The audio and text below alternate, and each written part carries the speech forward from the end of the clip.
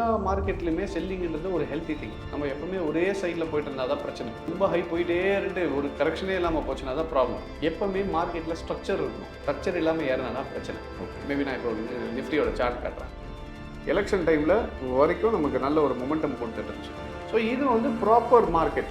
Market ஏறுது இறங்குதுன்றது ஒரு ஹெல்த்தியான மார்க்கெட். இப்போ இந்த பீரியட்லேருந்து இந்த பீரியட் இருக்குது பார்த்தீங்களா, இதுதான் இந்த அன்சர்டன் மூமெண்ட். என்னன்னா, இன்னைக்கு வாய்ஸ் ஆஃப் ட்ரேடர்ஸில் நம்ம எதை பற்றி பார்க்க போகிறோம்னு பார்த்தீங்கன்னா, இப்போ எந்த பக்கம் திரும்பினாலும் எல்லா இடத்துலையும் ரிசெஷன் நியூஸும் மட்டும் வார் பற்றின நியூஸ் தான் போயிட்டுருக்கு. இந்த மாதிரி டைமில் ட்ரேடர்ஸ் எல்லாமே தங்களுடைய பங்குகள் எல்லாத்தையும் விற்றுட்டு மார்க்கெட்டை விட்டு வெளியில் வந்துடணும்னு பார்த்துட்டு இருக்காங்க. ஸோ இந்த மாதிரி ஒரு சூழ்நிலையில் ட்ரேடர்ஸ் மார்க்கெட்டில் என்ன பண்ணலான்றதை பற்றி தான் கிஷோர் சார் கிட்ட நம்ம கேட்டு தெரிஞ்சுக்க போகிறோம். சொல்லுங்கள் சார், இப்போது போயிட்டுருக்க ஒரு டஃப்பான ஒரு சுச்சுவேஷனில் ட்ரேடர்ஸ் என்ன பண்ணலாம் மார்க்கெட்டில்? சரி, கண்டிப்பாக. இப்போ நம்ம திரும்பின இடம்லாம் என்ன சொல்கிறது, பிரச்சனைன்னு பார்த்துட்டே இருக்காங்க. வார் ரிசெஷன் சொல்லி நியூஸ் வந்துட்டே இருக்குது. ஸோ இப்போ ஃபஸ்ட்டு நமக்கு முக்கியமாக இது பார்த்தீங்கன்னா ஈரான் வர்சஸ் இஸ்ரேல். ஸோ இது வந்து ஒரு பெரிய tug of war. And one more thing, இது புது இதுன்னு சொல்ல முடியாது, வருஷ கணக்கில் போயிட்டே தான் இருக்குது. இப்போ லாஸ்ட் டைம் நம்ம பார்த்துருந்தோம், அதை டீட்டெயிலாகவே வீடியோவை பற்றி பார்த்துருந்தோம். பஸ் இன்னும் அது அப்படியே தான் மெயின்டைன் ஆகிட்டு இருக்கு. இன்னும் கொஞ்சம் டெவலப்மெண்ட் ஆகிருக்கு. இது ஒரு சைடில் போயிட்டு இருக்கும்போது, இன்னொரு சைடில் பார்த்தீங்கன்னா ஜப்பான் அவங்களோட இன்ட்ரெஸ்ட் ரேட்டை எழுதியிருக்காங்க 0.1%. அதனால் வந்து உங்களுக்கு இந்த கேரி ட்ரேட் பண்ணிட்டு இருந்தவங்களெல்லாம் பெரிய பிரச்சனை ஆயிடுச்சு. அதனால தான் நிறைய அன்வைண்டிங் ஆச்சு. இப்போ ஏன் அது நிறைய அன்வைண்டிங் ஆச்சு, இப்போ நடுவில் இந்த ரிசெஷன் வீடியோ நம்ம போடும்போது கூட ஜாப்பனீஸ் பற்றி பேசியிருந்தோம். ஸோ அது இன்னும் டீட்டெயிலாக நான் சொல்லலை, அதனால் மேபி நிறைய பேருக்கு அது புரியாமல் இருக்கலாம். ஸோ அது என்னென்ன விஷயம்னு பார்த்தீங்கன்னா, இந்த அன்வைண்டிங் ஆரம்பிச்சிச்சு. ஏன்னா இந்த ஜாப்பனீஸில் வந்து முன்னாடி பார்த்தீங்கன்னா உங்களுக்கு இன்ட்ரெஸ்ட் ரேட்டுன்றது ரொம்ப கம்மி. ஃபஸ்ட்டு எவ்வளோ இருந்துச்சுன்னா 0 to 0.1%. சரி சார். இப்போ என்ன பண்ணாங்கன்னு பார்த்தீங்கன்னா, அங்கேருந்து இது ரொம்பவே கம்மியாக இருந்ததுனால என்ன பண்ணுவாங்கன்னு பார்த்தீங்கன்னா, நிறைய இன்வெஸ்டர்ஸ் அவங்ககிட்ட இருந்து லோன் வாங்குவாங்க. ஏன்னா உங்களுக்கு வெறும் என்ன சொல்கிறது 0.1% யாரும் வாங்க மாட்டாங்க. ஸோ அவ்வளோ கம்மின்றதுனால இன்ட்ரெஸ்ட் இருக்குது, அதை வாங்கிட்டு அதை எடுத்துகிட்டு போய் என்ன பண்ணுவாங்க, ஸ்டாக் மார்க்கெட்லேயும் ப்ளஸ் பாண்ட்ஸ்லையும் இல்லை டாலராக கன்வெர்ட் பண்ணி உங்களுக்கு யூஎஸ் மார்க்கெட்லையும் இந்த மாதிரி இன்வெஸ்ட் பண்ணிகிட்டே வரும். இப்போ இது இன்வெஸ்ட் பண்ணிகிட்டே வரும்போது இது ஒரு நல்ல ஒரு ஆப்ஷனாக இருந்துச்சு அவங்களுக்கு. இப்போ ரீசெண்ட் டைம்ஸில் என்ன ஆயிடுச்சுன்னா, ஜாப்பனீஸில் உங்களுக்கு இன்ஃப்ளேஷன் ஜாஸ்தியாகவே என்ன பண்ணாங்கன்னா, உடனே ஜாப்பனீஸ் என்ன பண்ணிட்டாங்க 0.25% எழுதிட்டாங்க. ஸோ இன்ட்ரெஸ்ட் ரேட் இப்போ எவ்வளோ ஆயிடுச்சுன்னா 0.25% சொன்ன உடனே உங்களுக்கு எல்லாருமே அன்வைண்ட் பண்ண ஆரம்பிச்சிட்டாங்க ஸ்டாக்ஸ் எல்லாம். இப்போ இன்ட்ரெஸ்ட் ரேட் ஏறின உடனே திருப்பி இதில் என்ன பிரச்சனைனா, சரி 0.25% தானே வந்திருக்கு, இப்போ இதுக்கு ஏன் எல்லாத்தையும் விற்றுட்டு உடனே திருப்பி கொடுக்கணும், அவ்வளோ என்ன பிரச்சனை அப்படின்னு பார்த்தீங்கன்னா, இது அங்கே பிரச்சனை இல்லை. பிரச்சனை எங்கன்னு பார்த்தீங்கன்னா கரன்சியோட வேல்யூ. $1 கிட்டத்தட்ட 160 yen இருந்துச்சு. சரி சார். அவங்க இதை அனௌன்ஸ் பண்ண உடனே ஜாப்பனீஸ் எண் ஸ்ட்ராங் ஆகிடுச்சு. எவ்வளோ ஆயிடுச்சுன்னா 160 yen வந்து இப்போ 140 yen ஆயிடுச்சு. இப்போ என்ன ப்ராப்ளம்னு பார்த்தீங்கன்னா, இப்போ ஒருத்தர் வந்து கடன் வாங்குறாரு, $1,60,000 yen கடன் வாங்குறாருன்னு வச்சுக்கோங்க. அதை ஒரு டாலராக கன்வெர்ட் பண்ணும்போது அவருக்கு எவ்வளோ கிடைக்கும்னு பார்த்தீங்கன்னா கிட்டத்தட்ட $10,000 கிடைக்கும். அப்போ $10,000 எடுத்துகிட்டு போய் அவர் இன்வெஸ்ட் பண்ணுறாரு. சரி. இப்போ டாலர் வந்து $10,000 ப்ராஃபிட்டும் வருது, அதுக்கு இன்ட்ரெஸ்ட்டும் கட்டிட்டு இருந்தார் இத்தனை வருஷமா. இப்போ இவங்க ஏற்றின உடனே டாலரோட வேல்யூக்கு என்ன இது ஆயிடுச்சு, ஸ்ட்ராங் ஆயிடுச்சு. 160ன்றது இப்போ 140 ஆயிடுச்சு.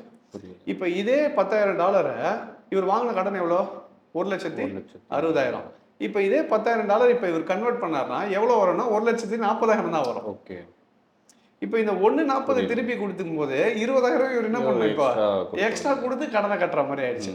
ஸோ இந்த ஃபியர்னால தான் எல்லாம் என்ன பண்ண ஆரம்பிச்சிட்டாங்கன்னா, அவங்க எங்கெங்க பாண்ட்ஸாக இருக்கட்டும் ஸ்டாக்ஸாக இருக்கட்டும் எதெல்லாம் வச்சிருந்தாங்கன்னா எல்லாத்தையும் அன்வைண்ட் பண்ண ஆரம்பிச்சாங்க.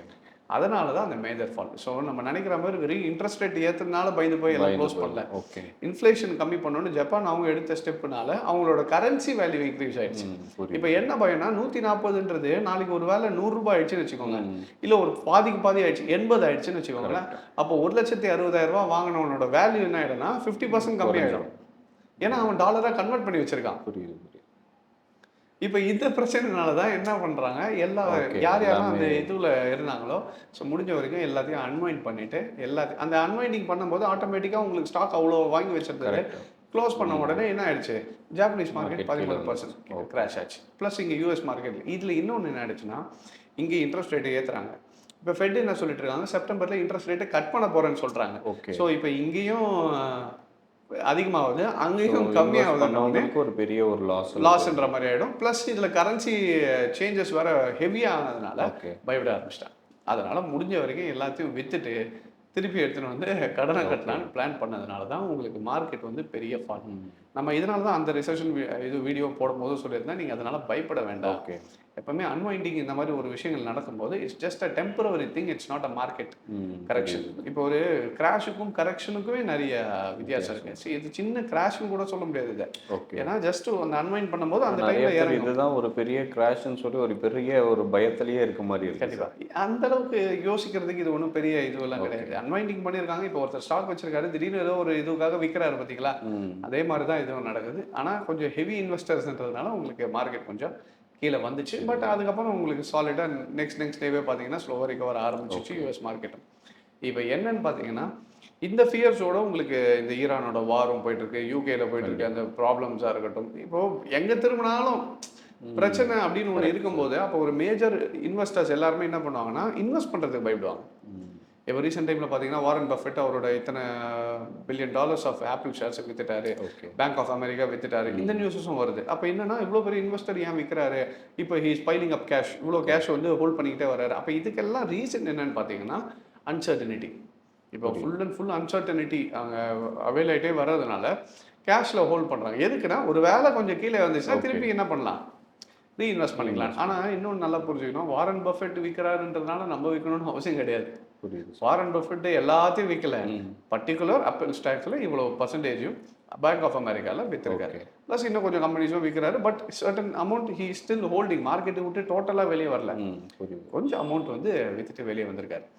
ஸோ இந்த மாதிரி சூழ்நிலையில் நம்ம என்ன பண்ணலாம், ஒரு ரீட்டைல் ட்ரேடராக இந்த மாதிரி சூழ்நிலையில் we have to take this as an opportunity. ஒருவேளை மார்க்கெட் கீழே வந்ததுனால் இன்னும் ஃபண்டு கையில் இருந்ததுன்னா ரைட் டைமில் இன்வெஸ்ட் பண்ணலாம். ஓகே. இப்போ எந்தெந்த ஷேர்ஸ் எல்லாம் திருப்பி கொஞ்சம் கிராஷ்ன்றது 30-40% ஓடுனா அது பெரிய கிராஷ், 5% வந்தால் அது கரெக்ஷன். ஓகே. 2-3% வந்தால் அது டெய்லி நடக்கிற ட்ரேடு. புரியுது. சரி, 2% நிஃப்டி 2%ன்றது நார்மல் ஒரு விஷயம். 5% வந்ததுன்னா ஒரு லாஜிக் இருக்குது, ஓகே கரெக்ஷன் ஸ்டார்ட் ஆகுதுன்னு. 30% வந்ததுன்னா கிராஷ்னு சொல்லலாம், தப்பே கிடையாது. இப்போ கோவிட்ல கிராஷ் ஆச்சு, இத்தனை பர்சன்டேஜ் வந்துச்சு. பட் இந்த 2% வருது, 1% வந்ததுன்னா உடனே கிராஷ்னு சொல்றதுல எந்த ஒரு யூஸும் கிடையாது. Okay. So first of all என்ன புரிஞ்சுக்கோங்கன்னா இந்த மாதிரி டைமில் we have to make this as an opportunity. அப்போ கீழே வரும்போது என்ன பண்ணிக்கோங்கன்னா முடிஞ்ச வரைக்கும் அக்யூமுலேட் பண்ண ட்ரை பண்ணுங்கள். கீழே வரும்போது ஆப்பர்ச்சுனிட்டியாக பாருங்கள். இப்போ நம்ம எப்படி கோல்டை வந்து கீழே வர வர ஒரு ஆப்பர்ச்சுனிட்டியாக பார்ப்போமோ அதே மாதிரி மார்க்கெட் கீழே வரும்போது look that as an opportunity. So கோவிட்ல யாரெல்லாம் இதை ஆப்பர்ச்சுனிட்டியாக பார்க்காம ஃபியராக இருந்து வெளியே இருந்தாங்களோ அவங்களாம் இன்றைக்கி ஒன்றுமே மார்க்கெட்டில் பண்ணிட முடியாது. ஆனால் யாரெல்லாம் இந்த ஆப்பர்ச்சுனிட்டியாக பார்த்தாங்களோ கோவிட் கிராஷை, இன்றைக்கி அவங்களுக்கு போர்ட்ஃபோலியோலாம் கிட்டத்தட்ட 300-400 மடங்கு ஏறிடுச்சு. ஓகே. ஸோ கிட்டத்தட்ட உங்களுக்கு 300%, 400% வரைக்கும் ரிட்டர்ன்ஸ் கொடுத்துருச்சு நிறைய ஸ்டாக்ஸ். அதுக்கு ரீசன் என்னன்னு பார்த்தீங்கன்னா they took an opportunity in a selling market. So எப்போவுமே செல் ஆகுதுன்றது ஒரு எல்லா மார்க்கெட்லையுமே செல்லிங்ன்றது ஒரு ஹெல்த்தி திங். நம்ம எப்பவுமே ஒரே சைடில் போயிட்டு இருந்தால் தான் பிரச்சனை. ரொம்ப ஹை போயிட்டே இருந்து ஒரு கரெக்ஷனே இல்லாமல் போச்சுன்னா தான் ப்ராப்ளம். சரி, ரீசெண்ட் டைம்ஸில் கூட நீங்கள் பார்த்துருப்பீங்க, நம்ம ஒன்ஸ் ஆல் டைம் ஹை அந்த பிரேக் ஆகிட்ட பிறகு ரொம்ப நாள் மார்க்கெட் வந்து ஒரு கன்சாலிடேஷனாகவே எப்படின்னா ஹையர்லேயே கன்சாலிடேட் ஆகிட்டு போயிட்டு இருந்துச்சு. நான் அப்பயும் அதான் சொல்லியிருந்தேன், ஒரு மார்க்கெட் இன்னும் தெளிவான லெவலுக்கு வரல, இப்போதைக்கு மார்க்கெட்லேருந்து கொஞ்சம் வெளியே இருக்கிறது பெட்டர். அதுக்கப்புறம் மார்க்கெட் கரெக்ஷன் கொடுத்து திருப்பி ப்ராப்பராக ஏற ஆரம்பிச்சு. எப்போவுமே மார்க்கெட்டில் ஸ்ட்ரக்சர் இருக்கணும், ஸ்ட்ரக்சர் இல்லாமல் ஏறினா தான் பிரச்சனை. ஓகே. மேபி நான் இப்போ நிஃப்டியோட சார்ட் காட்டுறேன், அது பார்த்தீங்கன்னா இன்னும் கொஞ்சம் ஈஸியாக இருக்கும். ஸோ இப்போ நிஃப்டி சார்ட்டை கூட பாருங்கள் நீங்கள். நிஃப்டி என்ன ஆச்சுன்னா நமக்கு எலெக்ஷன் டைமில் வரைக்கும் நமக்கு நல்ல ஒரு மொமெண்டம் கொடுத்துட்டு இருந்துச்சு. ஸோ இது வந்து ப்ராப்பர் மார்க்கெட். ஒரு மார்க்கெட் ஏறுது இறங்குதுன்றது ஒரு ஹெல்த்தியான மார்க்கெட். இப்போ இந்த பீரியட்லேருந்து இந்த பீரியட் இருக்குது பார்த்தீங்களா, இதுதான் இந்த அன்சர்டன் மூமெண்ட். என்னன்னா கொஞ்சம் கொஞ்சமாக ஏறிட்டு போகும்போது தான் ரிஸ்க் ஃபேக்டர் ஜாஸ்தி. ஸோ எப்போவுமே மார்க்கெட் வந்து நல்ல ஒரு கரெக்ஷன் அண்ட் ஒரு கன்சாலிடேஷன் ப்ளஸ் ஒரு பூம் இப்படி இருந்ததுனால தான் ஒரு மார்க்கெட் இருந்தது. எப்போவுமே ஒரு மார்க்கெட்டில் மேலேயும் இருக்கணும், அதுக்கப்புறம் சைட் வேஸும் இருக்கணும், அதே டைமில் மார்க்கெட் கீழே வரதும் இருக்கணும். இப்படி போயிட்டு இருந்ததுனால தான் நமக்கு பயங்கர இஷ்யூ அது. இப்போ மார்க்கெட் திருப்பி என்னாச்சு, கன்சாலிடேட் ஆச்சு, திருப்பி வந்து இப்போ இங்கே கன்சாலிடேட் ஆகிட்டு இருக்கு. ஸோ இப்போ என்னன்னா மார்க்கெட் ஹஸ் நாட் என்ன சொல்கிறது, இது வந்து அப்படியே அவ்வளோதான் மார்க்கெட் முடிஞ்சிச்சுன்ற மாதிரிலாம் கிடையாது. இப்போது இங்கே வந்து ஒரு நல்ல ஒரு கரெக்ஷன் மார்க்கெட் கொடுத்துட்ருக்கு. நம்ம முன்னாடியே பார்த்துற மாதிரி 24,000ம் அதை இந்த லெவல் 24,000 அதுக்கு அடுத்தது மேஜர் லெவலாக வந்ததுன்னா 23,000 வந்து உங்களுக்கு ஓகே மேஜர் லெவல் இருக்குது. ஸோ இந்த லெவல் வரைக்கும் நீங்கள் வந்து பயப்படுறதுக்கு எதுவுமே கிடையாது. ஓகே. மார்க்கெட் 23,000 வரைக்கும் மேலே இருக்கிற வரைக்கும் எந்த ஒரு இஷ்யூமே கிடையாது. மார்க்கெட் லாங் டேர்மில் இன்னும் பையில் தான் இருக்குது. ஸோ இப்போ என்னன்னா, இப்போ இந்த இதுலேருந்து லட்சே 25,000 ஒரு 2,000 பாயிண்ட் வருதுனாலும் it's just a correction, not a crash. Okay. நம்ம கிராஷ்ன்றது ஏற்கனவே நம்ம இந்த கோவிட் டைமில் பார்த்துருப்போம். கிராஷ்னா இப்படி தான் இருக்கணும். இதுதான் கிராஷ். இப்போ கிராஷ்னு பார்த்தீங்கன்னா டெய்லி 5% 3% விழுந்து மார்க்கெட்டு ஃபுல்லாக வந்துட்டே இருக்கணும் போது then you consider this as a crash. அப்போது இந்த மாதிரி வரும்போது இதை கிராஷ்னு கன்சிடர் பண்ணுவோம். இப்போ இங்கேருந்து இப்போ இங்கே ஒரு சின்னதாக வந்திருக்கு பார்த்தீங்களா, முடிச்சுட்டு என்ன ஆயிடுச்சு, திருப்பி மேலே ஏறிடுச்சுல. இப்போ பார்த்துட்டு இருக்க சினாரியோ அதுதான். ஓகே. கிராஷுக்கும் கரெக்ஷனுக்கும் நிறைய வித்தியாசங்கள் இருக்குது. இப்போ நிஃப்டி இருக்கிறதுக்கு பேர் வந்து correction, it's not a crash. Okay. So அதில் மக்கள் தெளிவாய்க்கணும். என்னன்னா நம்ம இதை கிராஷ்ன்னு நினச்சி பயப்படுறதுக்கு ஒன்றும் கிடையாது. ஸோ நிஃப்டி பொறுத்த வரைக்கும் 23,000 உடைக்காத வரைக்கும், மார்க்கெட் கீழே பிரேக் ஆகாத வரைக்கும் Nifty is a very strong support. 24,000 நல்ல சப்போர்ட் தான். அதை உடைச்சதுன்னா நெக்ஸ்ட் நமக்கு 23,000 மேஜர் சப்போர்ட்டை ஆக்ட் பண்ணும். இது என்னன்னு பார்த்தீங்கன்னா, இவ்வளோ தூரம் ரேலி போனது கண்டிப்பாக கிராஷ் வரணும். ஓகே. கிராஷ் வந்தால் சாரி கிராஷ்ன்ற பாருங்க, ஒரு கரெக்ஷன் வரணும். கரெக்ஷன் வந்தால் தான் இட்ஸ் அன் ஹெல்தி மார்க்கெட். அப்போ கரெக்ஷன் வரும்போது ஒரு ஆப்பர்ச்சுனிட்டியை யூஸ் பண்ணிட்டு நல்ல ஒரு ஃபண்டு வச்சிருக்கீங்களா, இன்னும் கொஞ்சம் ஃபண்ட்ஸ் வச்சுக்கிட்டு அந்த டைமில் திருப்பி வாங்கி போட்டிங்கன்னா ஏறும்போது எல்லாமே உங்களுக்கு நல்லா ரிட்டர்ன்ஸ் கொடுத்துரும். ஸோ இந்த மாதிரி இஷ்யூஸ் எல்லாம் வரும்போது நீங்கள் பயப்படணும்னு அவசியம் இல்லை. அதே மாதிரி நான் எப்போவுமே அதுதான் சொல்லுவேன், நியூஸை பார்த்து பயப்படணும்னு அவசியம் கிடையாது. மார்க்கெட் முன்னாடியே உங்களுக்கு இண்டிகேஷன் கொடுத்துரும். நம்ம இதில் கூட கேட்டிருந்தாங்க, இந்த ரிசெஷன்லாம் போடுறீங்க, இதெல்லாம் முடிஞ்சிட்ட பிறகு போடுறீங்கன்ட்டு. நீங்கள் நம்மளோட பேக் இதை எடுத்து பார்த்தீங்கன்னா தெரியும்.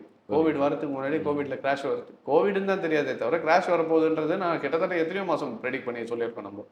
அண்ட் இப்போ வந்துட்டு மார்க்கெட் கீழே விழுந்துச்சு, இதை வந்து கிராஷ்னே கன்சிடர் பண்ண முடியாது. புரியுது. ஜஸ்ட் ஒரு மார்க்கெட் இப்போ மொத்தமே 4% வந்திருக்கு. இது 4% எப்படி கிராஷ்னு சொல்ல முடியும்?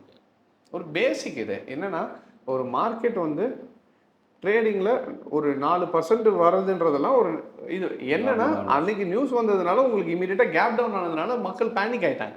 Okay. That is because of இப்போ ஜாப்பனீஸ் நம்ம எக்ஸ்பிளைன் பண்ணோம் பார்த்தீங்களா, அதனால தான். பட் இது வந்து ஒரு பெரிய கிராஷ் முன்னாடியே ப்ரெடிக்ட் பண்ணுன்றது ஒன்றுமே கிடையாது. இப்போ இங்கேருந்து மார்க்கெட் வந்து 20,000 வரும் இல்லை 19,000 வரப்போகுதுன்னு சொன்னால் அதை யோசிக்கலாம் நம்ம. இப்போ டெக்னிக்கலாக அந்த மாதிரி எதுவும் இன்னும் மார்க்கெட் காட்டலை. அப்போ இந்த மாதிரி ஒரு விஷயம் இருக்கும்போது இப்போ சைட்வேஸில் இருக்குது, ஒரு வேளை இதை பிரேக் ஆச்சுன்னா நெக்ஸ்ட் 23,000 வரும்ன்றது நம்ம ப்ரெடிக்ட் பண்ணி வச்சுக்கலாம். அதுக்கேற்ற மாதிரி பேலன்ஸ் பண்ணிக்கலாம். நீங்கள் ட்ரேட் பண்ணிங்கனாலும் இல்லை ஒரு வேளை ஸ்டாக்ஸ் வச்சுருக்கீங்கனாலும் அதை பேலன்ஸ் பண்ணுறதுக்கு சர்டன் ஸ்ட்ராட்டஜிஸ் ஆகுது. ஃபார் எக்ஸாம்பிள் லெட்ஸே நீங்கள் ஸ்டாக்ஸ் வச்சுருக்கீங்க, எனக்கு ஒரு வேளை 24,000 பிரேக் ஆகி 23,000 போகும்போதே எனக்கு ஒரு பயமாக இருக்குன்னா தென் நீங்கள் ஆப்ஷன்ஸில் போயிட்டு என்ன பண்ணுங்கள், ஹெட்ஜ் பண்ண ஆரம்பிங்க.